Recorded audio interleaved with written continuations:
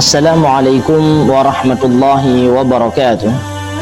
Suhaib Ar-Rumi radhiyallahu anhu adalah salah seorang di antara sahabat senior Rasulullah sallallahu alaihi wasallam yang mungkin tidak dikenal oleh banyak orang di antara kaum muslimin. Ia merupakan bagian daripada as-sabiqun al-awwalun, yaitu orang-orang yang pertama memeluk agama Islam. Saat jumlah kaum muslimin ketika itu masih sekitaran 30-an orang. Suhaib telah menyatakan keislamannya di hadapan baginda Rasul sallallahu alaihi wasallam dalam keadaan takut akan ancaman kafir Quraisy Mekah. Suhaib bukanlah penduduk asli Mekah. Ia adalah perantau yang datang ke kota suci tersebut dari kampung halamannya di Basrah.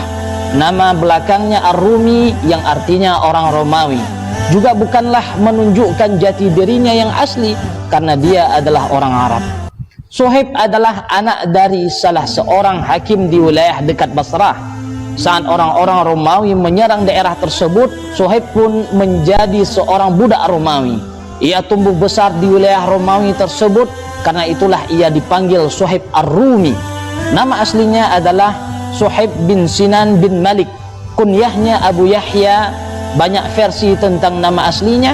Ada yang mengatakan Khalid bin Abdu Amr bin Aqil. Ada juga yang mengatakan Tufail bin Amir bin Jandalah bin Sa'ad bin Khuzaimah. Namun insyaallah yang lebih tepat Suhaib bin Sinan bin Malik adalah nama asli beliau radhiyallahu anhu. Ternyata kisah pilunya sebagai budak membawanya kepada suatu hikmah yang tidak dia sangka-sangka. Seorang penjual budak menjualnya kepada salah satu orang kaya Mekah namanya Abdullah bin Jad'an. Beberapa lama bersama tuan barunya tersebut, Suhaib memperlihatkan kualitas diri yang menunjukkan dia tidak layak menjadi seorang budak. Ia memiliki kecerdasan, etos kerja yang tinggi, dan ketulusan hati. Lalu Abdullah bin Jad'an pun membebaskan Suhaib Ar-Rumi, dan berubahlah statusnya dari seorang budak menjadi orang yang merdeka. Setelah merdeka, Suhaib memulai jalan hidupnya di Mekah sebagai pedagang, sehingga ia menjadi salah seorang pedagang yang sukses di Ummul Qura tersebut. Terus bagaimana ia masuk ke dalam agama Islam? Ammar bin Yasir mengisahkan, aku berjumpa dengan Suhaib bin Sinan di depan pintu rumah Al-Arqam. Saat itu Rasulullah sallallahu alaihi wasallam berada di dalam rumah itu. Aku berkata kepada Suhaib, apa yang engkau inginkan? Namun Suhaib malah balik bertanya, kamu juga apa yang kau inginkan?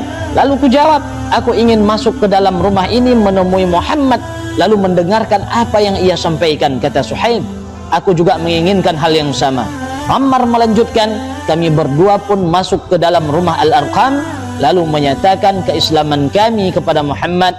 Lalu kami berdiam di rumah hingga tiba sore hari, kemudian keluar dari rumah dalam keadaan takut. Rasulullah sallallahu alaihi wasallam bersabda, as-sibaq arba'atun, ana sabiqul Arab, wa Suhaib sabiqul Rum, wa Bilal sabiqul Habsyah, wa Salman sabiqul Fars. 4 orang pendahulu, aku adalah yang paling awal dari kalangan Arab, Suhaib paling awal dari kalangan Romawi, Bilal paling awal dari orang-orang Habsyah, dan Salman yang paling awal dari orang Persia. Kedudukan Suhaib bagaimana dalam Islam?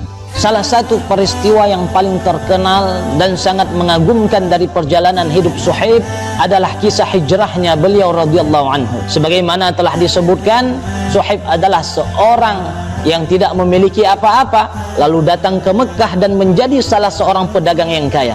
Lalu datanglah panggilan hijrah, dan Suhaib pun menyambut panggilan tersebut. Saat dalam perjalanan dari Mekah menuju Madinah, Suhaib dicegat oleh orang-orang Mekah. Wahai Suhaib, engkau datang kepada kami dalam keadaan miskin dan hina. Kemudian hartamu menjadi banyak setelah tinggal di daerah kami. Setelah itu terjadilah di antara kita apa yang terjadi. Engkau boleh pergi, tapi tidak dengan semua hartamu. Suhaib pun meninggalkan hartanya tanpa ia pedulikan sedikit pun. Kemudian sampailah Suhaib di Madinah. Lalu ia berjumpa dengan Rasulullah sallallahu alaihi wasallam yang langsung mengucapkan, rabahul bai'i Aba Yahya, rabahul bai'i Aba Yahya. Perdagangan yang amat menguntungkan wahai Abu Yahya. Perdagangan yang amat menguntungkan wahai Abu Yahya. Begitulah dikatakan oleh baginda Rasul sallallahu alaihi wasallam. Suhaib berkata, wahai Rasulullah, tidak ada seorang pun yang melihat apa yang kualami. Beliau sallallahu alaihi wasallam menjawab, Jibril yang memberitahuku. Lalu turunlah ayat, wa minan nasi man yashri nafsahu ibtigha'a mardatillah wallahu raufum bil ibad. Dan di antara manusia ada orang yang mengorbankan dirinya karena mencari keridhaan Allah, dan Allah Maha Penyantun kepada hamba-hambanya. Di dalam surah Al-Baqarah ayat 207. Suhaib dikenal sebagai seorang sahabat yang sangat dermawan dan sangat suka memberi orang-orang miskin makan.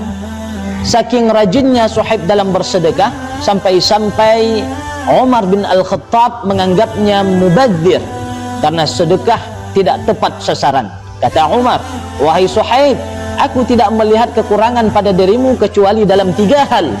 Yang pertama, engkau menisbatkan diri sebagai orang Arab padahal logatmu logat Romawi.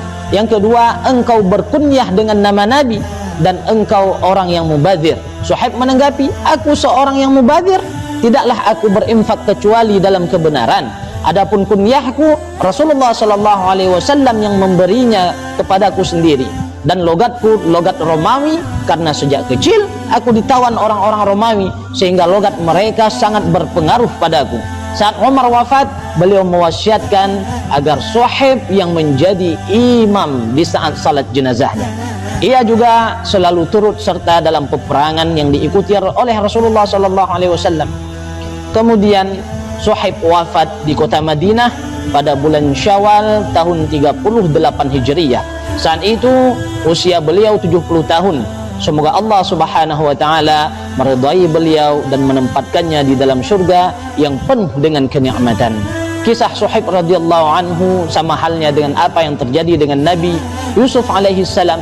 Beliau awalnya orang yang merdeka, lalu dijadikan budak dan dijual kepada salah seorang pembesar di negeri Mesir, sampai akhirnya menjadi pemimpin di negeri tersebut.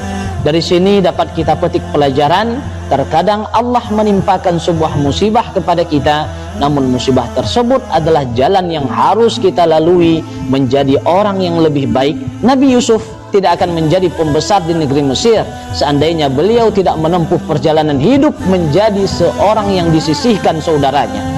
Suhaib tidak akan mulia menjadi seorang muslim dan sahabat Rasulullah jika ia tidak menempuh perjalanan hidup menjadi budak yang mengantarkannya ke Mekah hingga bertemu dengan baginda Rasul sallallahu alaihi wasallam. Oleh karena itu, janganlah kita berprasangka buruk kepada Allah Subhanahu wa taala atas musibah yang menimpa kita. Bisa jadi Allah simpan hikmah yang besar, atau Allah persiapkan sesuatu yang istimewa di balik musibah yang kita derita. Mudah-mudahan kisah ini bisa memberikan banyak pelajaran kepada kita. Kami akhiri, Assalamualaikum warahmatullahi wabarakatuh.